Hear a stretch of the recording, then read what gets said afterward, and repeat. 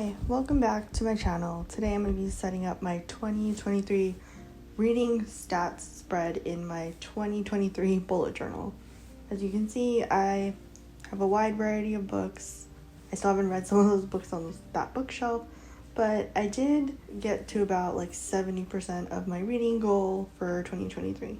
You'll see that my to be read spread or TBR list is empty.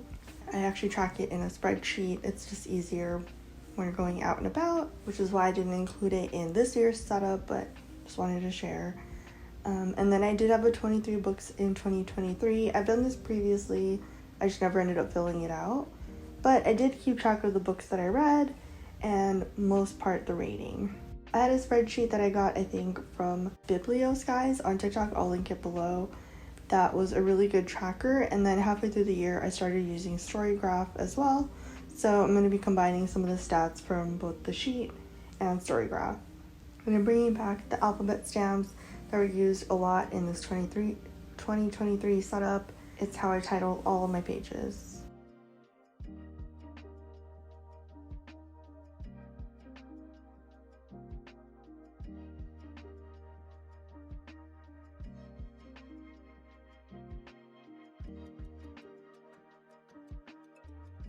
This is technically my second year having the spread in my journal. I actually still haven't done my 2022 reading stats either, so I'm going to eventually do that, but I don't think I'll record it. But yeah, I wanted to do this one because I thought it'd be fun to do it together. So in this first box, I'm putting my books goal. My goal is to read 23 books in 2023. I got to 16, which actually isn't bad because I think I read almost every month, so that was pretty exciting to me. And then I wanted to have some simple metrics, which was average length of book, average time to read, number of books that I did not finish, which is DNF, and the total pages I read in the year. I've mostly been reading pretty light books, mostly romance, contemporary fiction, so usually these books are pretty easy to finish. If I do read them, I tend to finish them in a couple of days. You'll see it does say average time to read 13 days. Sometimes I'll pick up a book and then it'll get returned on my Libby app, or I just won't get to it right away. But in the total hours that I've spent reading a book, it's usually roughly 4 to 7 for those. And so I wanted to draw out some of the charts. I thought it'd be fun. I think maybe for 24 I will print them out just because it'll look neater, but we'll see. So this first chart is for number of books I read per month. You'll see I think the most I read was 3 in January and 3 in November. February was empty, October was empty, and July. I think those 3 months were pretty busy work-wise, and personally, especially in October, we do a lot of fall stuff and Halloween, and it's my birthday, so a lot of fun stuff happening then.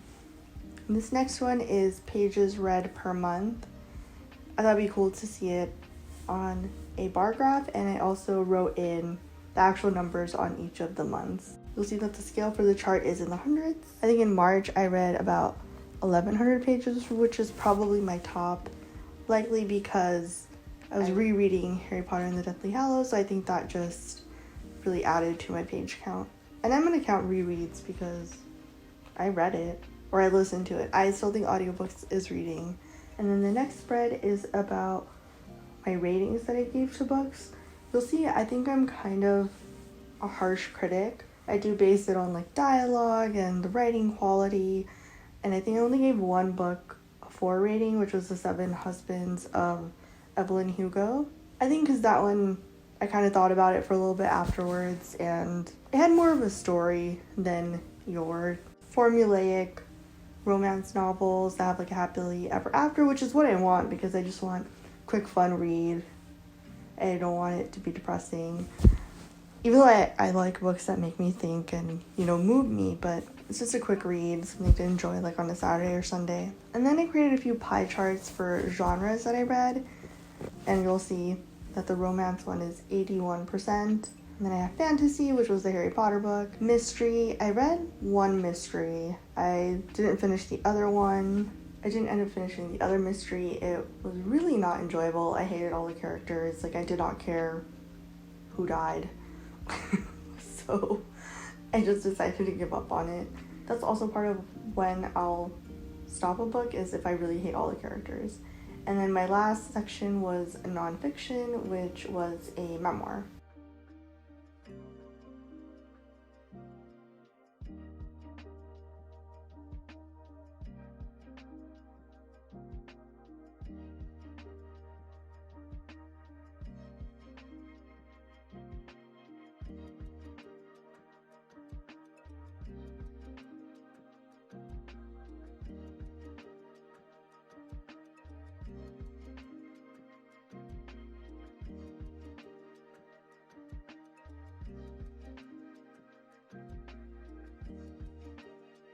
This final graph is for book formats because I did actually use a combo of ebooks, audiobooks, and I did read one physical book, so one of the books on my bookshelf.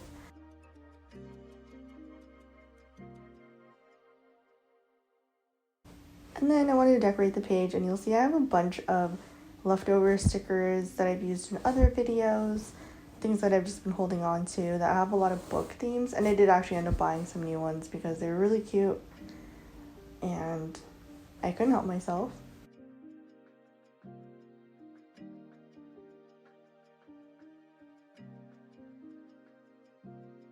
And so I'm just adding different washi tapes and stickers.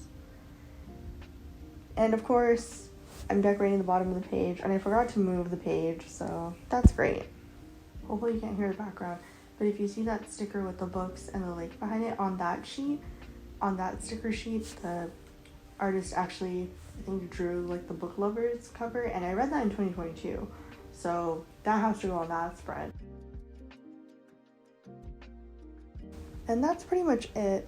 I use these 3 colors because it matched the rest of the yearly spreads. In hindsight, I kind of wish maybe I use a different color scheme, but now I know what to do for my 2024 reading stats.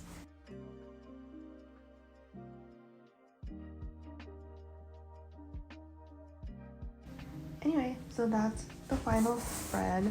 Let me know what you think in the comments below. Leave a book emoji if you got to this video. And please be sure to like this video, subscribe for more bullet journal videos, and I'll talk to you next time. Thanks!